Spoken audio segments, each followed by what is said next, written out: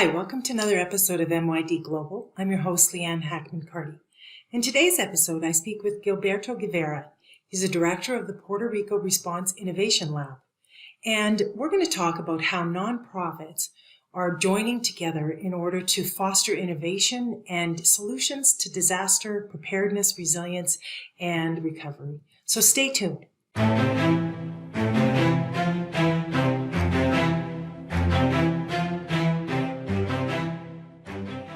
Hi, Gilberto. How are you today?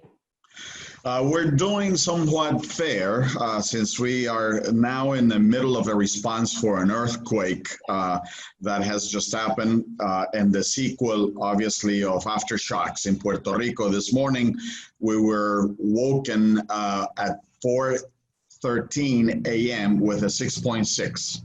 But we're doing fine. There's only been one fatality, regrettably an older gentleman that had a wall collapse on him. Some minor injuries, broken limbs, that sort of thing, but nothing major so far. Wow. I know. Well, when I was there visiting you in November, I know one of the things you guys talked about is you wanted to run a scenario on earthquakes. And I see now why. Because it is. Yeah, certainly. We're overdue for a major earthquake, according to the geomorphologist, Dr. Molinelli, who's our source, and also the seismic network in Puerto Rico. The last big earthquake, 7 over, was over 100 years ago, and so we're overdue for one. Wow, wow. Well, Gilberto, thanks for joining me today. I wanted to talk a little bit about the Puerto Rico Science, Technology, and Research Trust and some of the work you're doing. But before we get started, maybe tell the audience a little bit about your background, because I know you've got a long background in this area of disasters and humanitarian work. So can you just explain that? Briefly, yes, over 35 years in emergency management. I started my career with the American Red Cross as a disaster rep and went up the ranks, became a director of their National College for Disaster Workers.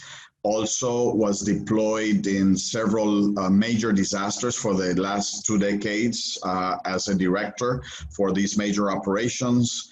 Headed the Office of Survey, Damage Assessment, and Building and Repair for the Eastern Seaboard of the United States, and finished my career with the International Federation of Red Cross Red Crescent, based in Geneva, as the regional delegate in Central America, where I supervise the work of not only disaster, but all of the Red Cross programs in the 7 countries in Central America and the 32 islands of the Caribbean.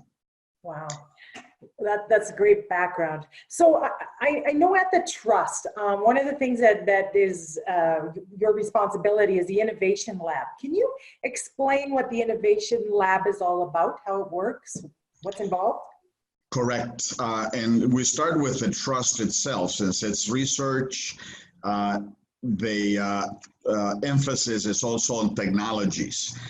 Hence, the interest of the Trust as an entity, as an organization, which has been formed since 2004 by the government of Puerto Rico to promote all transfer of information and knowledge, particularly in the technology area and based on research. So the Response Innovation Lab, which I head, is part of a network of 5 other labs located in Iraq, Jordan, Mogadishu, Uganda, and Puerto Rico being the 5th lab. We concentrate on looking for those innovations, those creative responses that people have, from individuals to institutions, to try to scale them up through research, testing, and validating the different components of those innovations to help humanitarian relief wherever it may happen. That's great. And so how long has the lab been operating? The lab was created 3 years ago as a result of many of the large NGOs coming to terms that they were making the same mistakes over and over again. So Save the Children, World Vision, and other of the major NGOs like Oxfam decided to put some effort into creating this functionality So the lab itself is not a corporate entity. We are not a nonprofit agency, but we're rather a program funded by these major NGOs with a task of looking at ways to better respond, to provide better solutions, technical or otherwise, to what would be, the typical crisis that we face. The prolonged humanitarian crisis, as in the major refugee camps, to the quick and very prompt and sudden responses like in Puerto Rico to Hurricane Maria, and now looking at earthquakes. Yeah. So since you've been around, are there any specific successes, things that you're particularly proud of that have happened?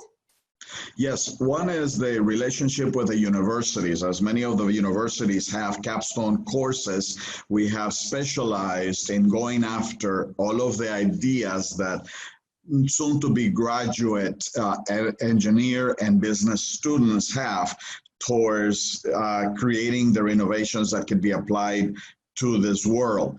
And currently, we're also working with a network of NGOs that have their own solutions and promoting them.